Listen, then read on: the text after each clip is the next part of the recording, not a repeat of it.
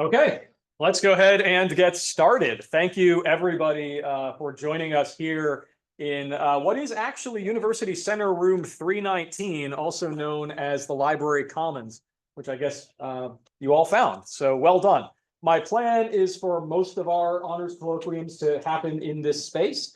I think it's a little bit more comfortable than some of the classrooms. And hold on, I got to go let somebody into the Zoom as well. And I'm very excited to welcome us back for the first honors colloquium of the fall 2025 year. We have a lot of honors colloquiums this fall, and the majority of them are being presented by students, which is fantastic. I always prefer students to present to anybody else. No offense to my faculty colleagues or myself, who's presenting tomorrow, by the way. So you are welcome to come back tomorrow and listen to my scintillating talk. But until then, we're going to have a much better time, I think, listening to Robert, who's here. You'll see him in a couple minutes.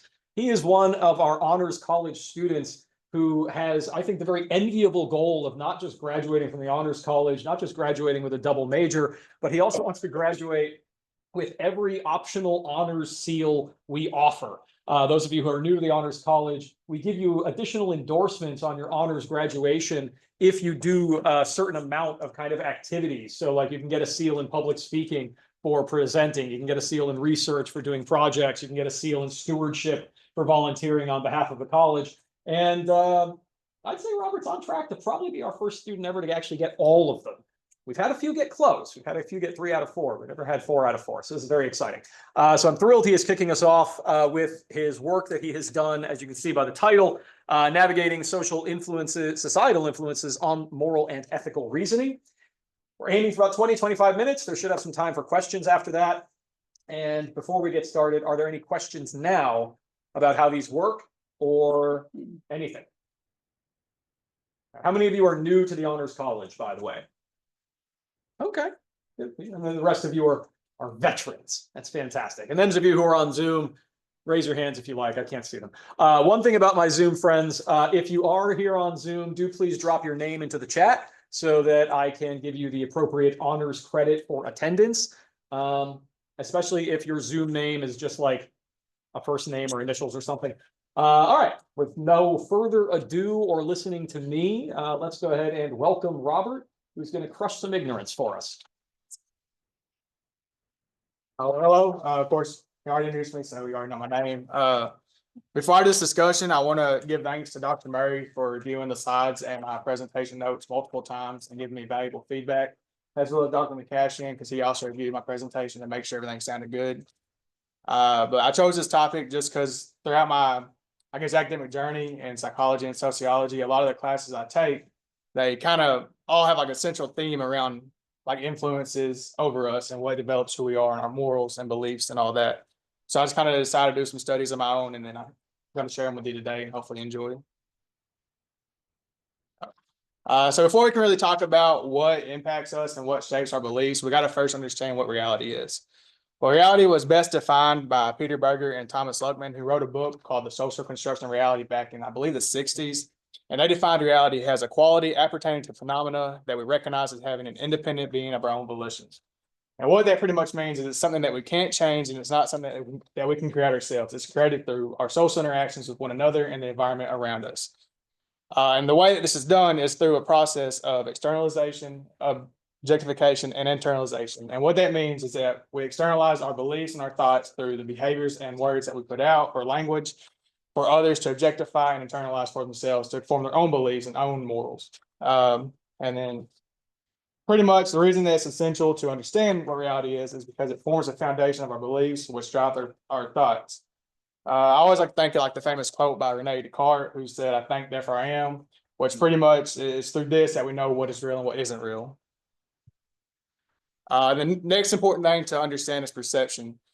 Perception has a big influence on how we perceive realities, which in then turn affects the type of knowledge that we gain from that perception. Plato put it best whenever he said that science is nothing but perception.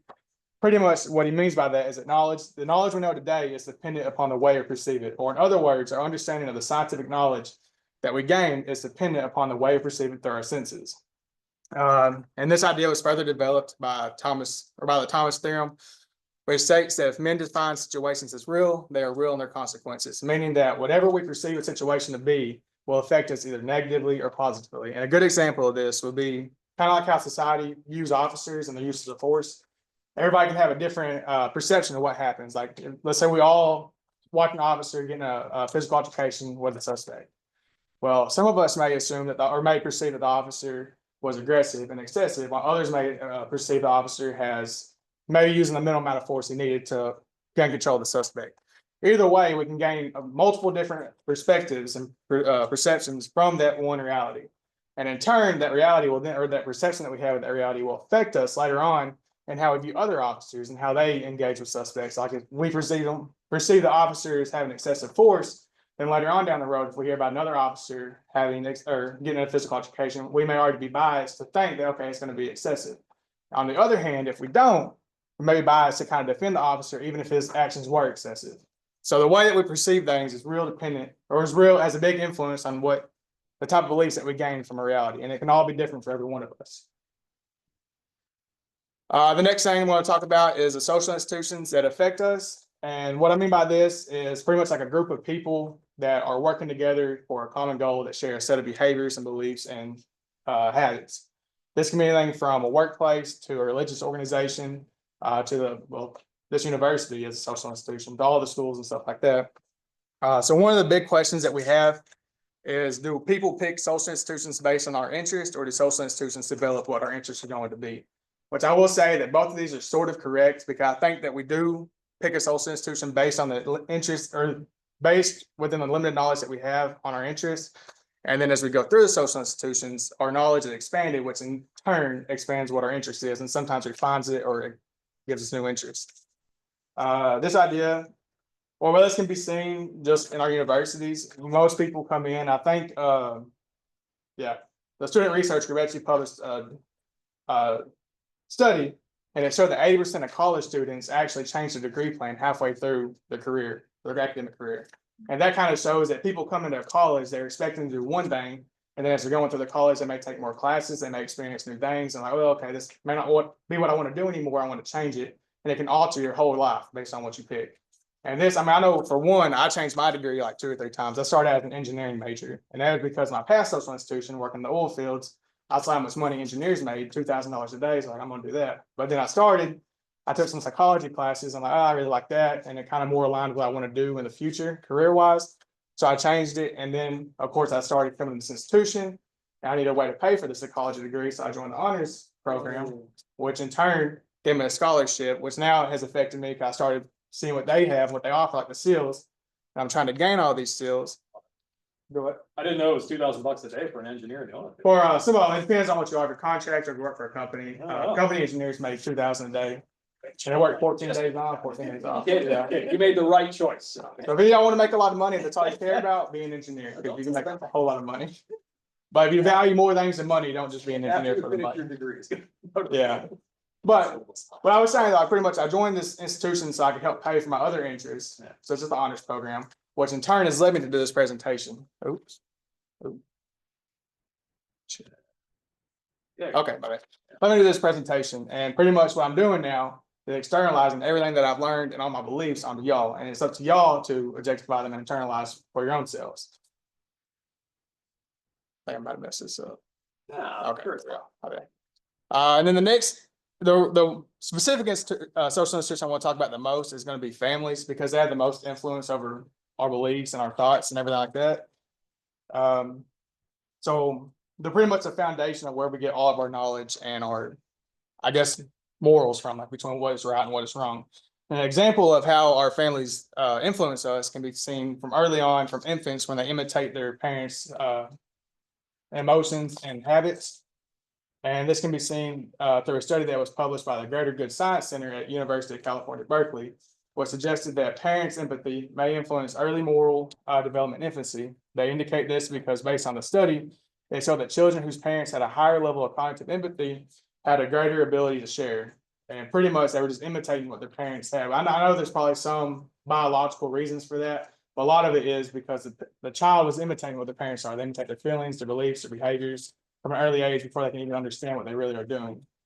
Now, another way that our families influence us is the process called operant conditioning, which is pretty much like a reward and punishment system. You get rewarded for good behavior, you get punished for bad behavior. And this can be done just by your family, by your workplace, by your school. So that you get put on the dean's list for having good grades, you get academic probation for failing classes. So this is done by everybody. Yeah, so this is done by everybody, and the reason for this is so that you can better fit into the society. Your family wants you to fit into to what they want you to be in society. Society wants you to fit into where you benefit them. Each institution wants you to fit in to benefit the institution. So they reward you for the good behavior and punish you for the bad behavior. And then a lot of people always ask, like, how much influence do our families actually have over us? So I want to start off by kind of answering this question with a study that was published by the Pew Research Center, was they surveyed over 2,000 teens aged 13 to 19 to examine the similarities between their beliefs and those of their families. The study showed that 8 out of 10 teens identify with their parents' conservative views, while 9 out of 10 teens identify with their parents' liberal views, and then 80% of teens identify with their parents' religious views. And this study was also conducted on adults and showed that many adults raised in a single religious or political viewed household have many similar beliefs to that of their parents. And I know that many people will at one point in time over the years maybe rebel against their parents, maybe do completely opposite things of what they want to, especially like in teenage and younger adult years. Like if you come from a Christian background, maybe when you go to college and you're off by yourself, you may rebel and go party a lot, get drunk, do what you want to do. But most people over time always come back to their foundational beliefs, what they know. It may not be exact what their parents' beliefs are, but most of them are pretty similar in what their parents have instilled in them at a young age. And one of the reasons for this is that we venture back to our family's beliefs is because it's pretty much the base of all of our knowledge. It goes back to that. What we know, what we don't know, comes from what was instilled in us at a young age. The habits that we get from our family is what guides us in future decisions and what helps us pretty much throughout our entire decisions that we make in all of life. And then the last thing I want to talk about is how do the people we interact with affect us? There was a professor, I think at Cornell University, that wanted to really study this in depth, and she published a book called You Have More Influence Than You Think. And in this book, she stated, people are wired to notice other people. They are wired to wonder what other people are thinking and to adjust their own thoughts and behaviors accordingly. Pretty much, we're always trying to see what's in the other person's head. Like what I do, how do you react? Are you bored? Are you judging me? And I want to try to adjust to make me fit in better with the rest of y'all. We do it to everybody we meet, everybody we interact with. And there were 2 studies that were published back in the 60s and kind of redone later on that really show the effect of the influence that people have over each other. The first study I want to talk about is a smoke-filled room experiment, which in this study, the researcher wanted to test the effects or the bystander effect, which is pretty much the effect that people or the inactivity of people whenever they're around others. They pretty much don't react if others are with them. And what they did, they got a group of participants and they sat them down and they said, hey, they didn't tell them what the actual experiment was going to be, but they had them fill out a survey. Well, they had half of the participants go in a room by themselves to fill out the survey, and they had the other half go in another room with one other person that was in on the study to fill out the survey with them. Well, then as they filled out the surveys, smoke would begin to fill the room. Well, of the ones that were by themselves, I think it was 75% of the students went and reported the smoke and said that, hey, there's a fire, we need to get out of here. Well, the ones that were with somebody else that was in on the survey who was told to ignore the smoke and pretty much don't react to it, only 10% went and got the researcher and said, hey, there's something wrong, we got to get out of here. And then within that experiment, they concluded that, yeah, the bystander effect has a pretty major influence on whether people react to something or not. Even so, they're probably, I'm not going to say knowingly willing to die, but it's a pretty major issue when you have smoke coming in the room. You could have a fire that's going to kill you. But that just kind of suggests that even whenever people don't interact with one another, like physically, like if I'm not talking to you, just existing within the same reality as you are, has some kind of influence over me, even if I know it or not. And this is every one of us.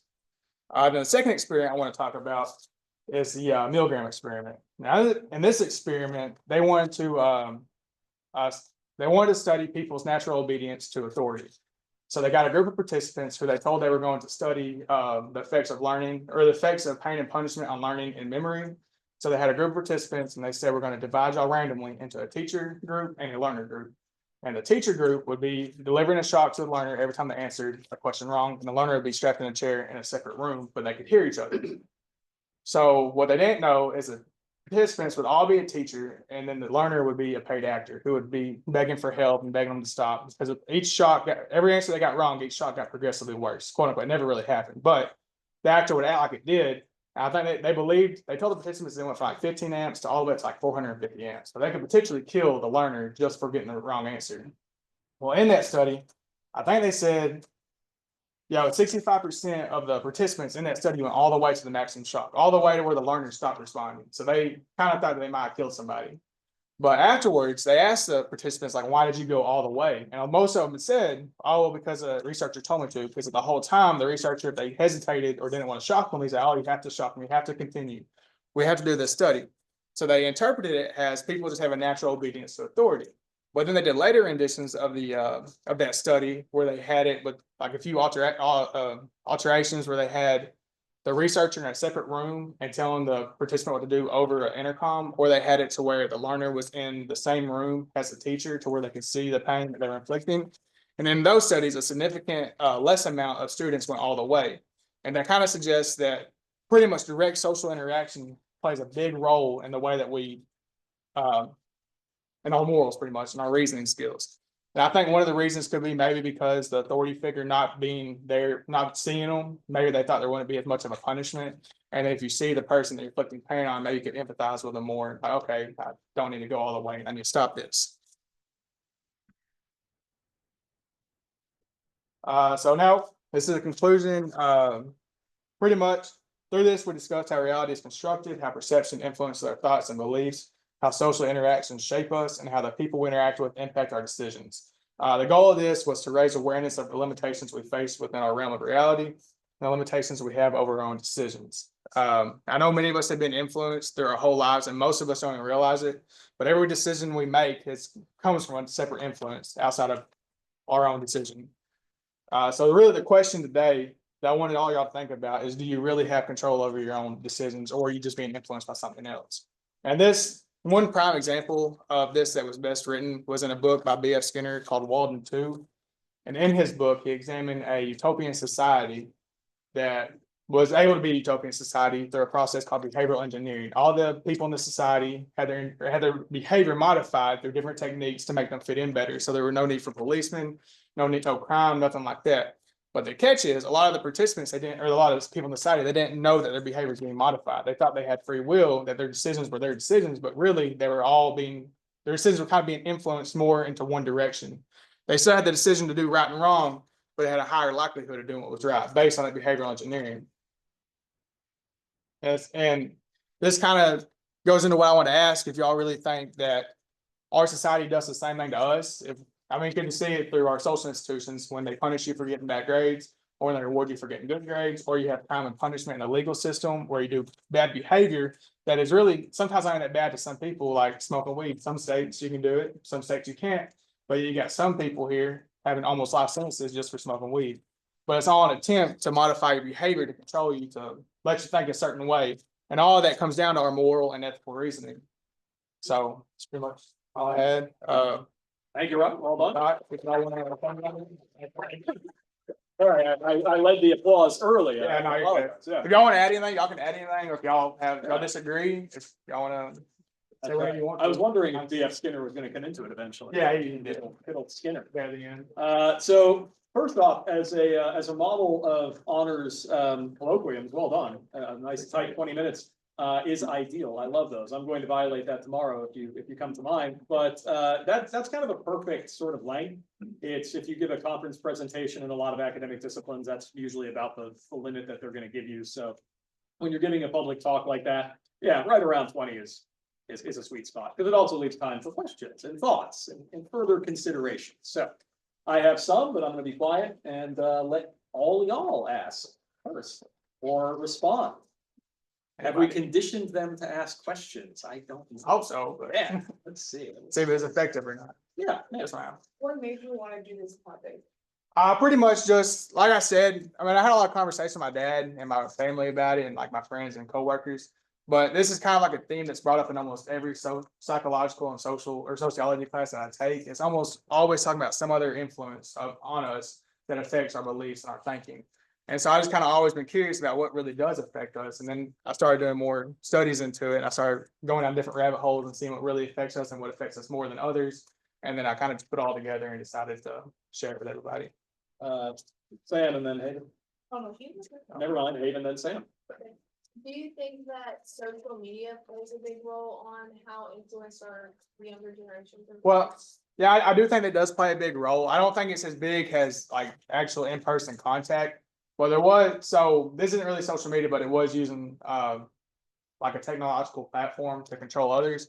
There was a deal, I think it was back in the 80s or 90s, to where people would call different restaurants and they would pose as the police and they would tell like people to do different things. And they were, and there wasn't very many that did it, but a few did it. And then I forgot what I was going with that one. Caller But- ID. Really yeah, caller- killed- yeah, caller killed ID kinda the, run that prank one. call industry, sadly. But then now we have Facebook and TikTok and all that. And I think it still plays kind of a little bit of a role and influence our behaviors, especially like the biggest one that most people talk about is people are getting depressed because they see everybody else's lifestyles, like, oh, they're at the beach or oh, they're doing this, oh, their life's so great. But in reality, it's just a perception that's not really real because nobody's life's that great. Everybody has their ups and downs. And I think it kind of more influences you a little bit, but I think when you're around others, it kind of takes away that influence a little bit more. I think some of that is sort of what scam artists predicate their scams on, right? When they text you or they call you and they say they're, what's the new one there? Well, it's like they're trying to From the pose as county. police or something Yeah, like you gotta that. pay this warrant, Yeah. otherwise it's gonna go to court. And, we on the outside look at it and we're like, who's gonna fall for that? Until you get a call from Special Agent Johnson and you're Yeah. like, oh shit. I can't- Well, that kind of goes back to Oh, the no. I kind of go back to the Milgram experiment also, to where Yeah. people were more obedient as an in-person react, or when an in-person authority figure was there, but over the intercom, they were less likely to do it. But you still did have those people that went all the way with it. So you always have those people that are still have more of an influence from that. But I think those are more people that are kind of, I'm not gonna say isolated, but more don't have a lot of social interactions with a lot of others. Sam, you had a question. I'm really glad you went first.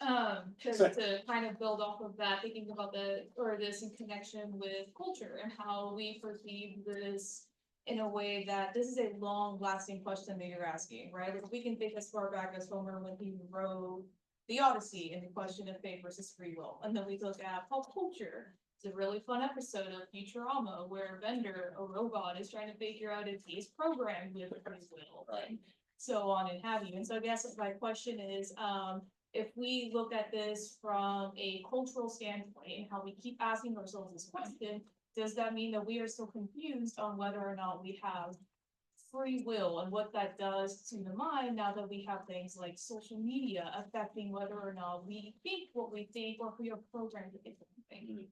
So I think that that's a really good question. I feel like a lot of like the free will that we have in the program that we are, I think it's still, even with the social media, we're still constrained to the knowledge that we have, and we're still heavily influenced by our own society. There was another study they did where they examined Chinese students and American students, and they showed them a picture and it had like a main focal point or main topic, and in the background it was like a complex background.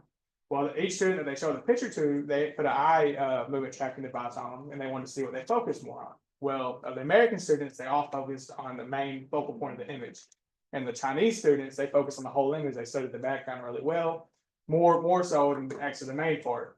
Well, then when they showed the images back to the students again with the main image, but on a different background, a lot of the American students couldn't tell a difference. The Chinese students could tell you pretty well, like, oh no, that's different, this is different. And they concluded in that study that a lot of that had to do with the different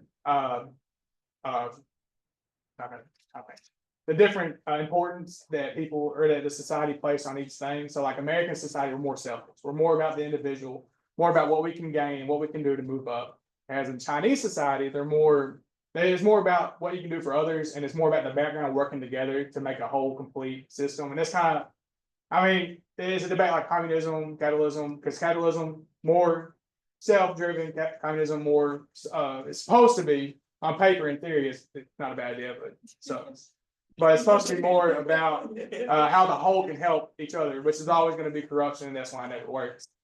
But I guess it's kind of interesting to just show that two different societies, even though we have all this technology nowadays, where we can go and we can see Chinese society, we can see Southern America, or we can go see Africa or Europe, we still are more influenced by our society we grew up in. I think a lot of that comes because of our families, because the way they raised us, and then the way that they're raised and so on, it goes back and forth, all the way back generations. On behalf of the state of Texas, I will also agree. Communism is bad. Yeah. I want to add that in there. Put that in there at our state institution. Other questions? Any other thoughts? Yeah. This, I guess, kind of like a modern, this might be fun, for you, because you're one to study it. Maybe like a more contemporary thing is people that are kind of obsessive with generative AI, because that's proven to be kind of an echo chamber. And a lot of people kind of assume like, oh, AI knows everything. I won't talk about it, but if you're curious about the law, like the AI, I think it's ChatGPT is being sued by the family of Adam Rain right now because of some actions that happened. If you're curious, I won't get into it. It's pretty dark. The one where like encourage them. Yeah. Okay, yeah. Yeah. So just kind of like that, kind of like the technology, what we allow to kind of influence us. That's good. I think that kind of goes back also like I don't know what social life, I can't say really influenced him, but maybe he was kind of more like a loner sort of, and maybe didn't have a lot of social interactions or didn't have a lot of meaningful, but you can have a lot of friends and not have any meaningful connections. And then if you have a meaningful connection with technology, it would influence you more than the other ones that for the other actual people that you're friends with. But I mean, you can have all kinds of debates about this subject that anybody, and if anybody has any other ideas or things I want to add on to it, feel free. Any other thoughts? Questions, concerns? We'll give you one more round of applause. Well done. Hey, it's my work. Oh, your work site. It's always good. You should always show people. I'm not going to do it. If y'all want to know any like of these sources, y'all can get with me and I'll give them to him and he can give them to y'all. Oh, yeah, for sure. Yeah, absolutely. Awesome. Thank you. Good job, man. Well done. So I have another one. Okay. Hey, man. Yeah, let me go ahead and stop the sharing. But so maybe I won't stop the sharing. Oh, there it is. Oh, there we go. Took forever. Come on. There we go. So that's essentially how an honors colloquium works. For those of you who are new to the honors college, I think that was kind of a perfect demonstration of sort of what the idea is, especially for students who have done some work or they're interested in something. It gives you an opportunity to kind of come up here and share it with all of us, right? Share it with the group. We are a reasonably friendly group, I'd like to think. There's usually food, except for those of you on Zoom, I apologize. You have virtual food if you wish, I suppose. I could condition your perception of reality, maybe, to believe you have something. And if you want to, this was not planned, I must confess, but if you do want to come back tomorrow for our honors colloquium at 12:15, I'm going to be giving a little bit of a talk on sort of science of the future, or at least futurism. Those of you who took my futurism class last year or the year before, you will notice some general themes there, but a couple of the, there we go. That's what I like to see, the enthusiasm. It's a great class. I'm not going to lie. But a couple of these themes, what? You killed it, baby. You passed. That's what matters. And so you'll see some of these same themes tomorrow where we talk about things like, is perception, how does your perception of reality shift when you're imagining things, like the internet and Matrix, that kind of thing. And also, how are people conditioned? That was always a deep concern of people in the past about the future, that we were going to all become sort of skinnerheads for the most part. Not skinheads. That was a different concern. But any last questions or thoughts before we get out of here? Okay. In that case, thank you all for coming. Please do grab more food. There is some left, including a strange number of pickles, if you are interested in such things. If you have not signed in, please do so. Also buy the food. And I will see all of you and more, I am sure, tomorrow. Thank you. Thank you.